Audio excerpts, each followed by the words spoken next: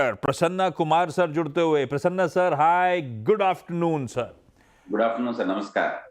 नमस्ते Prasanna sir. Prasanna sir, अच्छा, company अमनी की तो बहुत सारी डेवलपमेंट से बातचीत करनी है। लास्ट टाइम Q2 नंबर्स के बाद मेरी और प्रसन्ना सर की इसी शो में बातचीत हुई थी। सर उसके बाद Q3 के नंबर्स बीच में आ गए, तो अपन रिविजिट करेंगे उन सब चीज़ों को। लेकिन आजकल तो रोज की हेडलाइन ये रहती है, दिल्ली में पीक पावर डिमांड होगी, रिकॉर्ड डिमांड होगी इस गर्मी में। ऐसे ही तेलंगाना का अपडेट, ऐसे ही कर्नाटका का अपडेट, देश का कोई कोना बचा नहीं है जहां पे डिमांड बहुत तगड़ी आनी है। अपने सप्लाई डायनेमिक्स कैसे हैं? उस पीक पावर डिमांड को मीटअप करने के लिए हम लोग रेडी हैं, तैयार हैं? कर पाएंगे, नहीं कर पाएंगे? प्लस पावर डिमांड का आउटलुक क्या नजर आता है? FY26 के लिए तस्वीर कैसी दिखती है प्रसन्ना सर? पिछले financial year, current financial year में 250 गीगावाट का जो पीक पावर रिक्वायरमेंट था वो आया था और उसको सक्सेसफुली मीट किया गया था। और अभी अगले फाइनेंशियल ईयर के लिए उम्मीद ये लगाया जा रहा है कि पीक डिमांड होगा 277 गीगावाट। तो अभी का जो कोल प्रोडक्शन और लिग्नाइट प्रोडक्शन का स्थिति है और जो पावर स्टेशंस में स्टॉक्स कोल एंड लिग्नाइट के अवेलेबल हैं, उसके हिसाब से मुझे लगता है कि इस 277 गीगावाट का जो पीक लोड मीट करने के लिए एकदम तैयार है। Ministry of power and ministry of coal उसके लिए पूरा तैयारी करके रखा हुआ है। तो मुझे उम्मीद है कि 277 गीगावाट का जो एक्सपेक्टेड पीक पावर डिमांड है वो अच्छी तरह से पूरी हो जाएगी। अच्छा, अब तो पूरी हो जाएगी। बढ़िया डिमांड आउटलुक है, बढ़िया, बहुत सॉलिड डिमांड है पावर की, खैर। और इंडस्ट्री उस चैलेंज को मीटअप करने के लिए तैयार नजर आती है। पिछली बार जब Q2 में सर जुड़े थे, तब मैंने तो पूरा फोकस करा था वो कॉर्पोरेट प्लान जो था कंपनी का 2030 का। बड़े एग्रेसिव ब्यूटीफुल प्लान लेआउट कर दिए थे, लिग्नाइट के, कोल के, थर्मल पावर के, रिन्यूएबल सोर्सेज से। वो डिटेल स्क्रीन पर आ जाएंगे, उस पर नहीं जाऊंगा मैं। लेकिन इस समय स्थिति क्या है, किस तरह से, जब आप इंडस्ट्री की बात कर रहे हो तैयार है, तो अपने अपने केस में लिग्नाइट कोल प्रोडक्शन का रैंप अप कहाँ खड़ा हुआ है सर? और किस तरह की ट्रेजेक्टरी नजर आती है? सर, हमारा जो पिछले साल के कंपैरिजन में हमारा जो लिग्नाइट एंड कोल प्रोडक्शन हाँ, अराउंड 35% की वृद्धि हुई है। हाँ, और इस बार हम लोग all time highest ever coal plus lignite production करने जा रहे हैं। और ऑलरेडी हम लोग पिछले साल का जो भी टारगेट है और इस साल का टारगेट है उसको पार कर चुके हैं। और मुझे उम्मीद है कि ये जो 35% का ग्रोथ है वो लिग्नाइट एंड कोल प्रोडक्शन में रहेगा। ये जो बोर्ड का अप्रूवल आया था फंड जुटाने के लिए, मेरे ख्याल से ECB एक्सटर्नल कमर्शियल बोरोइंग के थ्रू $200 मिलियन की तैयारी थी और उतना ही ग्रीन शू भी रखा था।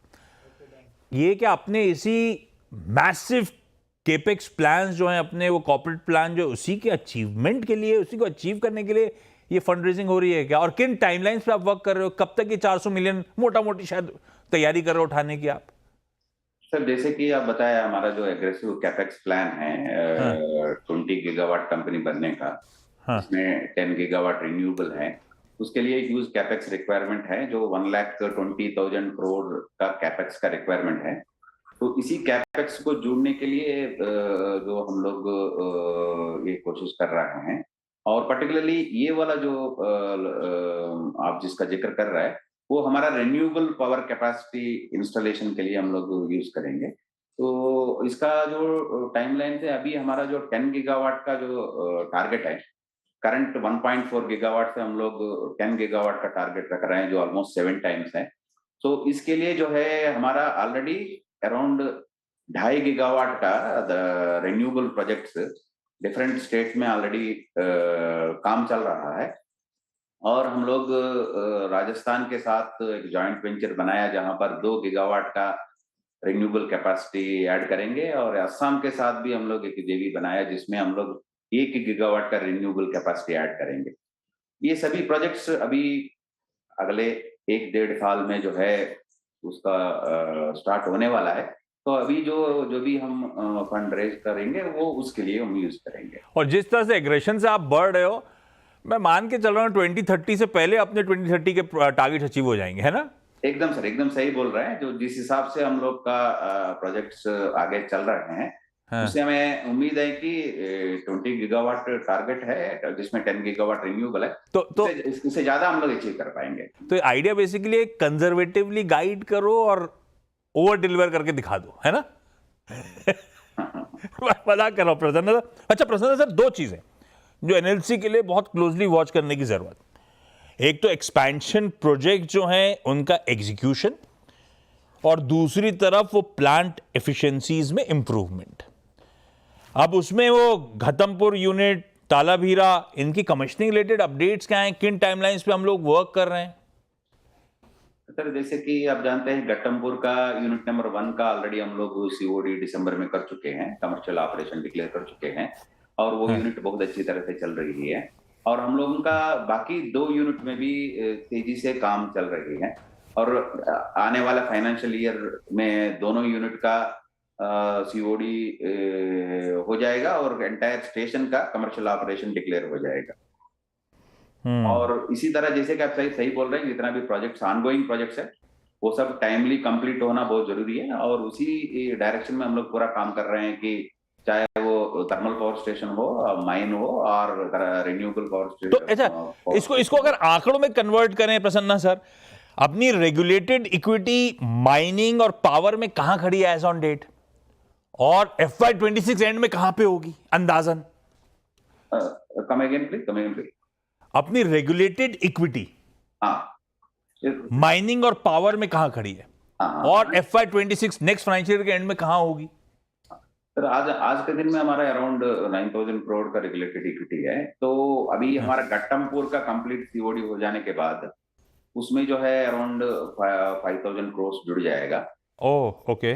और अभी हमारा जो 2030 तक जो अभी हमारा टारगेट हम रख रहे हैं, उस समय तक हमारा रेगुलेटेड इक्विटी 26,000 करोड़ तक पहुंच जाएगा। अच्छा, एक्सपेक्टेड अंडर रिकवरी सर, और प्लस उसी के साथ क्या स्टेट डिस्ट्रीब्यूशन कंपनीज और डिस्कॉम से कुछ ड्यूज पेंडिंग, क्या अपडेट्स हैं उन दोनों फ्रंट्स पे? सर अंडर रिकवरी में जैसे कि आप जानते हैं कि पिछले साल में अराउंड 700 करोड़ का अंडर रिकवरी हुए थे।